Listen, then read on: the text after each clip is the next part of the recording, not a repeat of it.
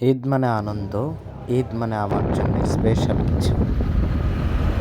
আজকের সফর রংপুরের ঐতিহ্যবাহী সম্মানীপুর বটতলী ঈদগাহ ময়দান। আজকে আমার সঙ্গে রয়েছেন ছোট ভাই আব্দুল্লাহ শেখ আফগানি। আল্লাহ তাআলার শুকরিয়া যে আজকের দিনটা অত্যন্ত সুন্দর। সকালবেলায় সূর্য উঠেছে আকাশে, খুব বেশি একটা গরমও নেই। আল্লাহু আকবার, আল্লাহু আকবার, লা ইলাহা ইল্লাল্লাহু আল্লাহু আকবার, আল্লাহু আকবার ওয়া লিল্লাহিল হামদ।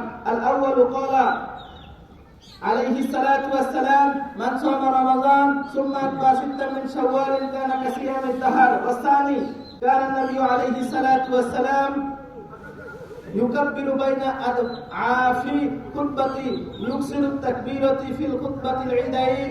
الله أكبر، الله أكبر، لا إله إلا الله والله أكبر، الله أكبر ولله الحمد. আলহামদুলিল্লাহ, যথাসময়ে ঈদগাহ ময়দানে উপস্থিত হই।